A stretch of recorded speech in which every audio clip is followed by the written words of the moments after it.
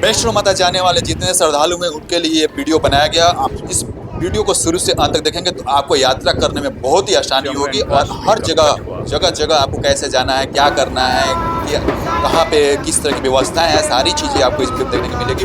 पहली चीज़, अगर आप अपनी यात्रा शुरू कर रहे हैं भारत में कहीं से भी हो, तो आप जम्मू तवी का आप अपना ट्रेन का टिकट बुक करा सकते हैं, क्योंकि जम्मू तवी तक सारी ट्रेनें जाती है पूरे ऑल ओवर इंडिया से। कटरा तक कुछ लिमिटेड ट्रेनें जाती है, इसलिए आप कटरा अगर जाना चाहते हैं तो कटरा भी जा सकते हैं, लेकिन जम्मू तवी ज़्यादा ट्रेनें मिलेंगी आपको। जम्मू तवी तक जाएंगे तो जम्मू तवी से जो डिस्टेंस है वो ज़्यादा नहीं है। जम्मू तवी से जो डिस्टेंस, अरे तो पता होगा जम्मू तवी से वैष्णो माता का जो दूरी है वो 65 किलोमीटर है। आप जम्मू तवी अगर उतरते हैं तो वहाँ से आप बाई बस जा सकते हैं। देखिए हम लोग बाई बस आपको यात्रा दिखाते हैं। ये पूरे कश्मीर के वादियों का नज़ारा है, कितना खूबसूरत नज़ारा है।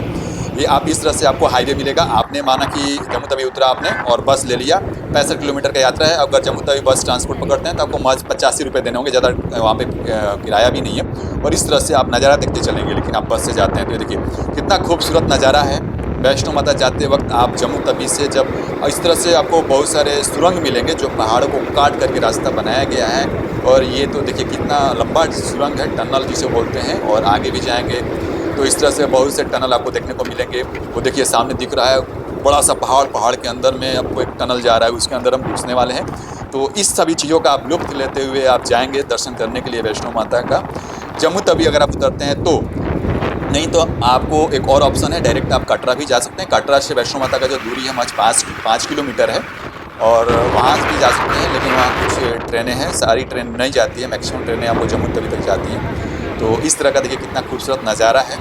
इन सभी टनल से होते हुए, रोड से होते हुए, जिन्हें पहाड़ियों का आनंद लेना है, कश्मीर के वादियों तक है तो ऐसे अब देखिए हम आपको पहुंच चुके हैं यहाँ पे, जहाँ वैष्णो माता के लिए टिकट बुकिंग होता है। यहाँ पे टिकट बुकिंग नहीं होता है, जैसे एक तरह से आपका आधार कार्ड लिया जाए, कोई भी गवर्नमेंट आईडी लिया जाएगा, उसके आधार पे आपको एक आईडी दिया जाएगा। ये आईडी आपको शुरू से अंत तक पूरे वैष्णो माता की चढ़ाई से लेकर आप आखिरी वक्त जब वापसी आएंगे तो इसी जगह पे आपको वापसी भी करना होगा वो आई कार्ड। और आपको यहाँ से एक आई कार्ड इशू होगा और उसमें फिट किया जाएगा आपका जो गवर्नमेंट आई कार्ड दिएगा, उसके जरिए उसमें अपनी डिटेल फिट की जाएगी।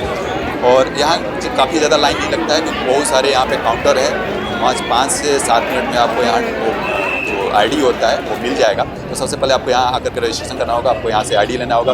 जैसे आपको आईडी मिल जाएगा फिर आप यहाँ से पैदल अपनी यात्रा शुरू करेंगे वैष्णो माता का। इससे अभी जो मेन गेट है जहाँ पे वैष्णो माता का चढ़ाई स्टार्ट होता है वो आगे हम आपको दिखाएंगे। ये बस स्टैंड है यहाँ का और ये वो रास्ता है जहाँ से आपको आईडी कार्ड मिलेगा। उसके बाद आप इस तरह से इन रास्तों से होते हुए आप अपनी यात्रा को शुरुआत करेंगे। देखिए लोग भक्त लोग जा रहे हैं, जय माता दी का जयकारा लगाते हुए। ये सब श्रद्धालु ही हैं और सामने जो पहाड़ दिख रहा है वो देखने में छोटा लग रहा है, लेकिन चढ़ाई उसी पहाड़ पे करना है और काफी दूर है। जो लोग जा चुके हैं वैष्णो माता उनको पता होगा कि कितना चढ़ाई है, लेकिन हौसला रखना है, बहुत ही आनंद आएगा। इतना आनंद आएगा कि आपको पता ही नहीं चलेगा कि ये देखिए दूर दूर तक जो वादियाँ दिख रही है, पहाड़ के छोटे छोटे चीजें दिख रही है, वो वैष्णो माता का ही है।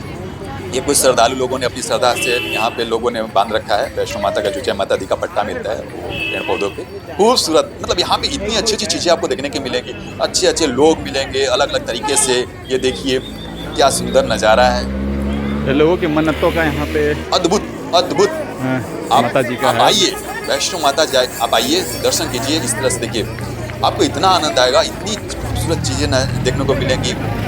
लोग कैसे यात्रा कर रहे हैं, कुछ लोग हाथी से,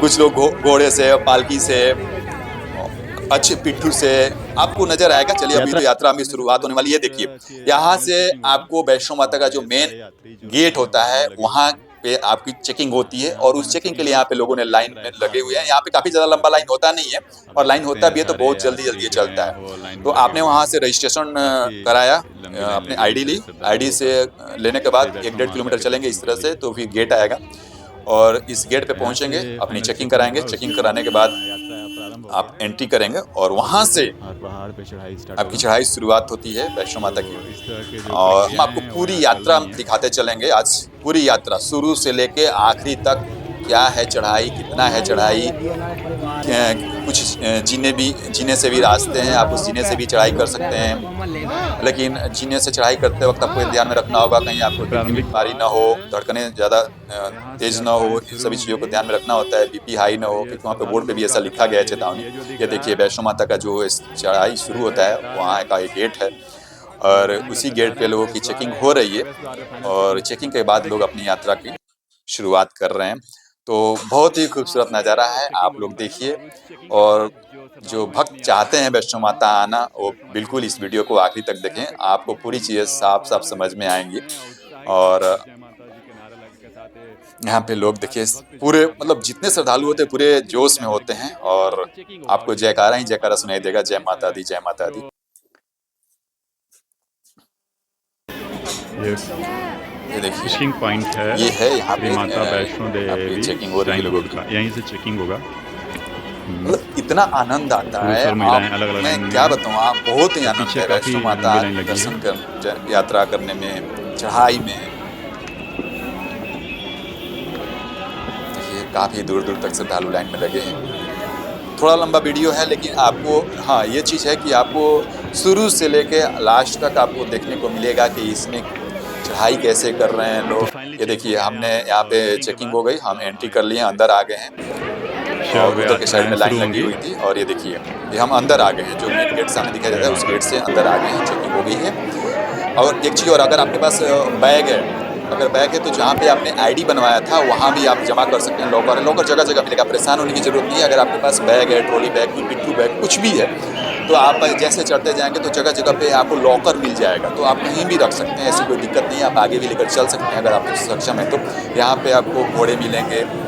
देखिए, ये लोग श्रद्धालु लोग दर्शन करके आ रहे हैं माता रानी का, जो लोग उधर से आ रहे हैं, दर्शन करके आ रहे हैं और यहाँ पे घोड़े जैसे खड़े हैं, तो घोड़े यहाँ मिलेंगे आपको। एक चीज़ और है, सबसे बड़ी बात कि घोड़ों का रेट क्या है, क्योंकि घोड़े वाले जो होते हैं, पालकी वाले होते हैं, पिट्ठू वाले होते हैं, जो बच्चों को ट्रॉली पे लेकर के जाया जाता है, वो वाले भी मिलेंगे। तो यहाँ पे लोगों का सबसे बड़ा सवाल होता है कि इन सभी का रेट क्या है?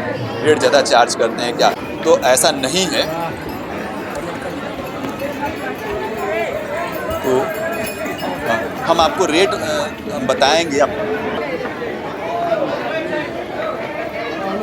रेट हम बताते हैं आपको। इससे पहले ये देखिए, ये बाणगंगा है और यहाँ से बाणगंगा आप थोड़ी सी जैसे गेट पे एंट्री करते हैं चेकिंग के बाद, तो थोड़ी दूर आने पे आपको बाणगंगा मिलेगा। वहाँ पे क्या है कि पानी आप हमेशा जाएँगे तो नहीं मिलेगा, गर्मी के समय में जाएँगे तो सूखा हुआ मिलेगा।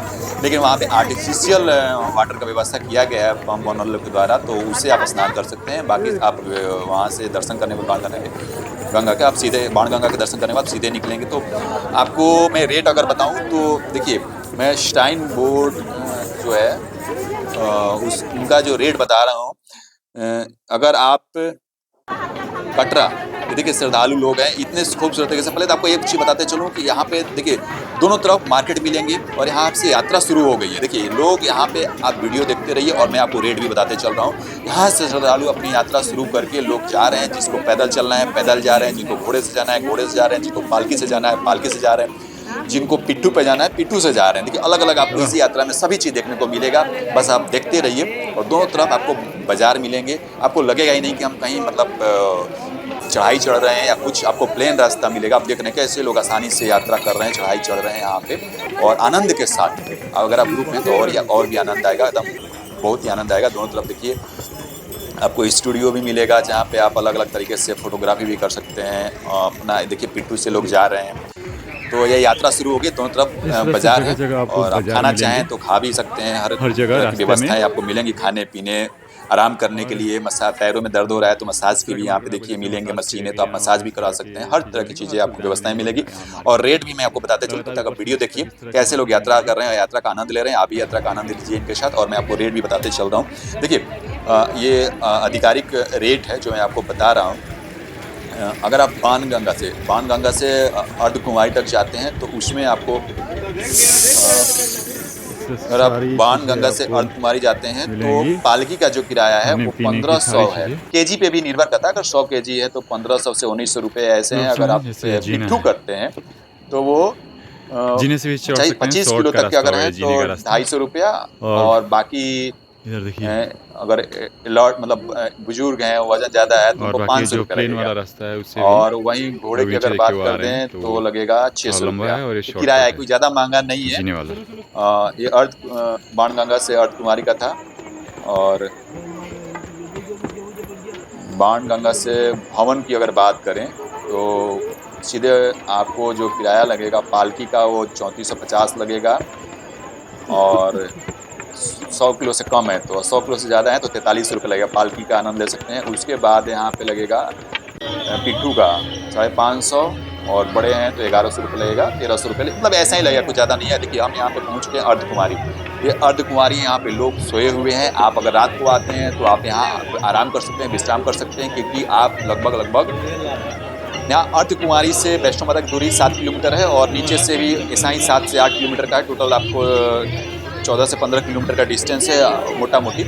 तो यहाँ पे जब अगर आप रात को आते हैं तो सर्दी लगेगी कड़ाके की। आप गर्मी के दिन में आते हैं तो भी, और सर्दी के दिन में आते हैं तो रात को 1-2 बजते काफ़ी ज़्यादा ठंड हो जाती है। लेकिन एक चीज़ और बताऊँ, यहाँ पे आप फ्री का कंबल ले सकते हैं। आप जाइए वहाँ पे और अपना जो आईडी शुरू में मिला था काउंटर से, उस आईडी को दिखाइए, आपको एक वहाँ पे कंबल मिलेगा। कंबल का दाम जो है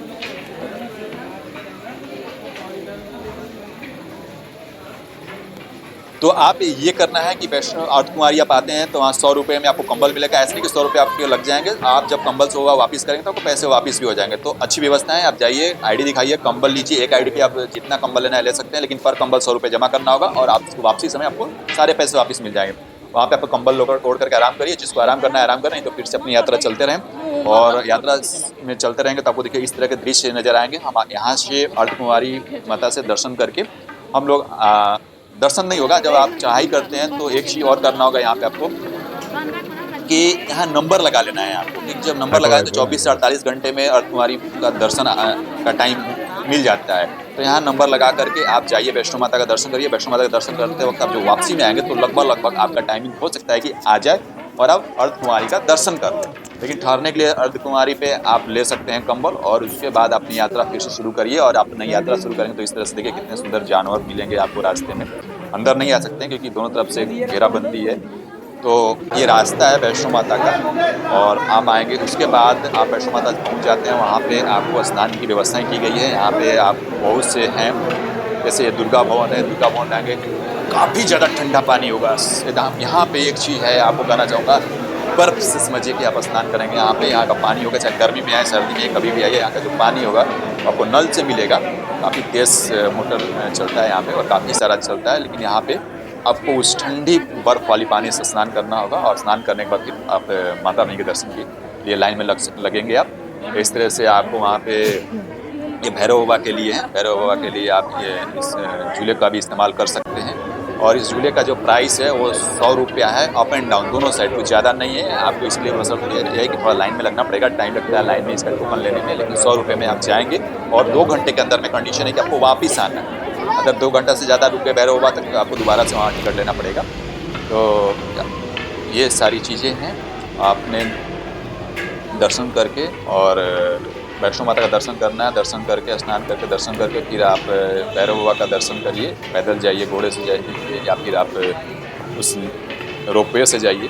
रोपवे का भी चार्ज 100 रुपया है। रोपवे का चार्ज महज 100 रुपया रखा गया है। 100 रुपये में आपको ले जाएगा वो रोपवे और लेकर के आएगा भी। थोड़ा सा उसमें कष्ट है कि लाइन में लगना पड़ता है। और दर्शन करिए, भैरव बाबा का दर्शन करने के बाद फिर आप वापस आ सकते हैं। जैसे अब हम लोग वापस जा रहे हैं। और अब यहाँ पे ये आता है कि वैष्णो माता का दर्शन, तो क्या है कि जब वैष्णो माता का दर्शन करने जाएंगे तो उस समय आपके फ़ोन अलाउड नहीं है। तो आपको अपने लॉकर में रखना होगा। फ़ोन वगैरह हो गया, जूते हो गए, तो आप स्नान करेंगे तो वहीं पे लॉकर होगा। उस लॉकर में आपको जो छोटे छोटे आपके पास सामान है, जो नीचे से आप ऊपर लेकर गए हैं, वो सारी चीज़ों को लॉकर में रखना होगा। लॉकर में रख देंगे तो आपके पास फ़ोन नहीं होगा। तो यही कारण है कि मैं आपको वैष्णो माता का जो धाम है वहाँ का वीडियो मैं आपको नहीं दिखा सकता, क्योंकि मेरे पास जो वीडियो रिकॉर्डिंग करने की जो सुविधाएँ थी वो यहाँ लॉकर में बंद कर दिया गया था। और दर्शन करने के बाद फिर मैं अपना फ़ोन वापस लिया और आपको ये चीज़ें जो है मैं दिखा रहा हूँ। और भैरव बाबा का दर्शन करेंगे आप। दर्शन करने के बाद फिर आप आएंगे और वापसी अपना यात्रा संपन्न होगा। और आप वापसी समय आप जो वैष्णो माता का प्रसाद है वो आप नीचे आकर के ले सकते हैं और अपना जो टोकन था वो वापस करना होगा।